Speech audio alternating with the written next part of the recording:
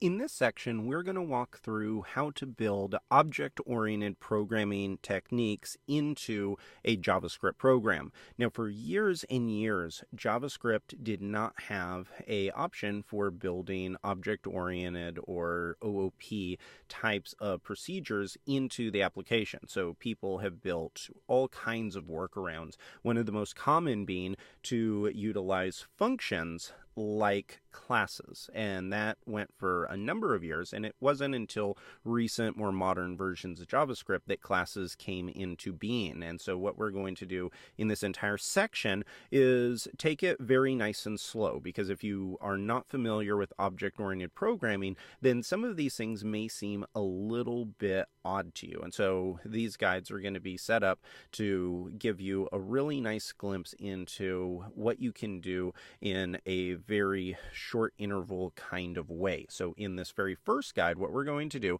is just create a class, and then we're going to what's called instantiate that class, and that is all we are going to do in this guide. And then in the next one, and then the ones after that, we're going to continue to add more features, and we're going to be working on the same code case study for the entire section. And so what we're going to do is build an instructor class. So imagine a situation where you are building an application similar to, say, DevCamp, a learning management system, and you need to have the ability to have instructors in there. And so that is a great time to be able to use an instructor class.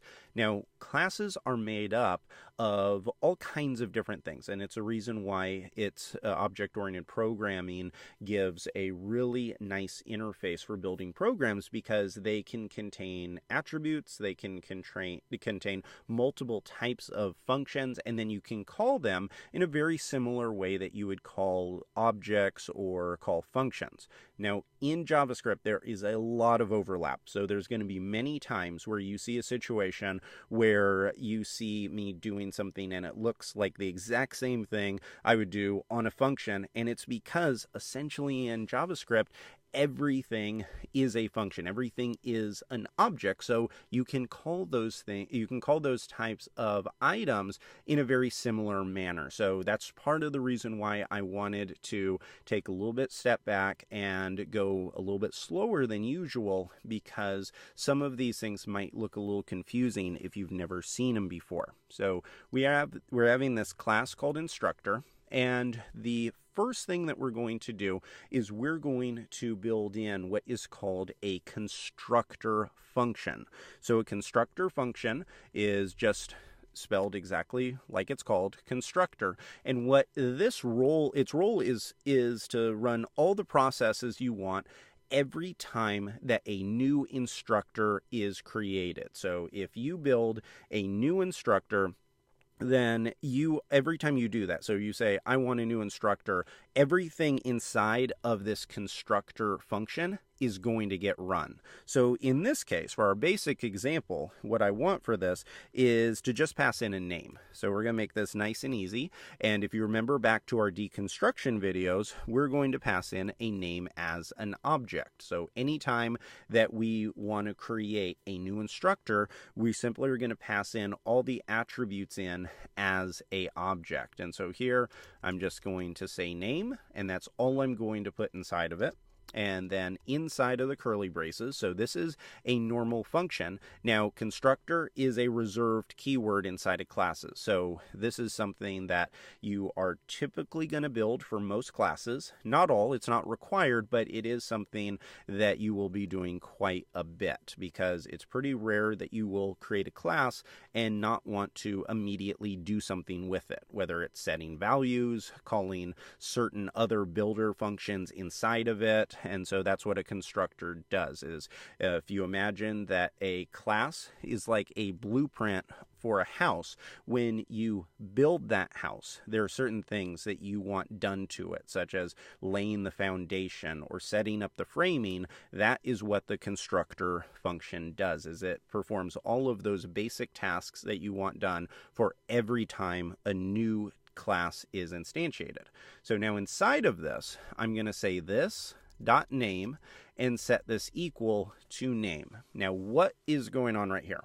What we have here is our name, which is what's going to be passed in to whenever we create a new instructor, and we want to actually do something with this name. And so the way that we can do it is we can add this in, so it is a part of the class. It's a part of the class whenever a new one gets created, and the way we can do it is by saying this name and set it equal to this. So if you want to think, and the highlighting here does a very nice job of showing that these are different things. Name and name here, these are going to be referencing the same element inside of the object. Now this right here, when we say this.name, what that is referencing is the instance of instructor.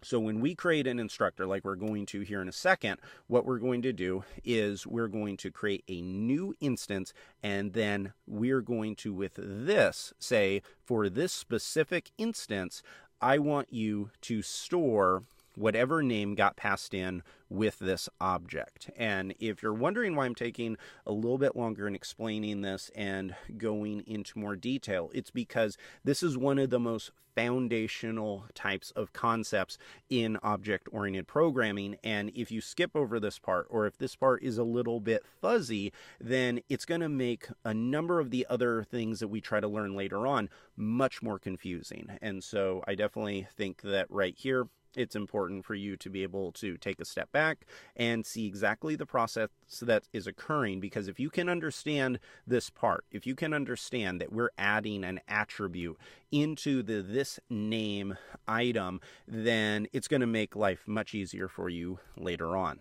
So now with all that in place, let's create a new instructor. Remember that in object-oriented programming, there is a class by itself is nothing more than a blueprint.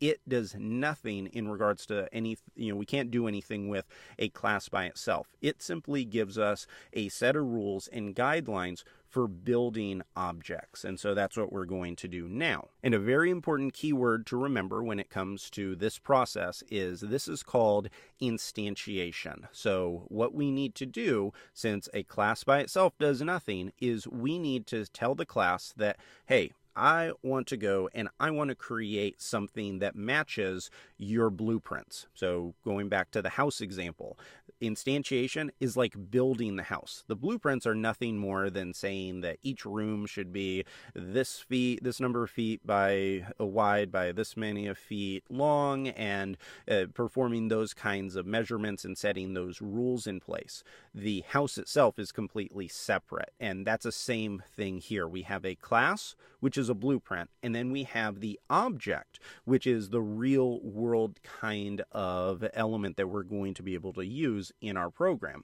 So here I'm going to say const, and we're going to say John. So we're going to have a variable here called John, and then I'm going to say new instructor. And then inside of this, remember, we are passing an object. So whatever you have in your constructor function, in your list of arguments, whenever you instantiate a new version of instructor, then you need to pass in that object. So what I need to do is pass in a name, and I can say John Snow right here. And we have instantiated a new instructor, and it is John, and it has this attribute name. Now, if we want to see what this looks like, we can console log John, and now if I hit save and I run this, it's going to print out, as you can see, an object. It doesn't print out anything that says instructor, because what we've done is we've taken all of this blueprint right here, and we've said, I want to take all of these different rules and these types of elements that you have inside of here, and I want you to wrap it all into an object. And right now it's very basic, but it still is a JavaScript object. Now, to get back to some of the industry types of nomenclature and how you would say some of these words. So right here we have John. This John is considered an instance of the instructor class. So John's an object, and the proper term that you'd want to call it is you'd say that John is an instance of instructor, and that's the reason why when we console logged, it said the name, but it also wrapped all of it inside of an object. Now, the cool thing is, if you understand the way that objects work in JavaScript, then you know that right here, you can just say John.name, and if I hit clear here, save, and then run it, then you can see it prints out the name just like this right here. Now, if you think that we went into a lot of detail for something with a very limited amount of functionality, you're 100% right. The whole point of this was not to build out a giant feature. Instead, it was to understand and have a foundation of how object-oriented programming works in JavaScript. Because even if you're coming from other languages, if you're coming from Java or C++ or even Ruby, the way that JavaScript has implemented object-oriented programming is much different than any language that I've really ever seen. And so it is important to understand these kinds of core concepts because it's going to help you make much better strides and understand the more advanced techniques later on. So now that you have all of this knowledge in place, in the next guide, we're going to get into a little bit more of the fun stuff, which is to add behavior to classes by adding instance methods to a class.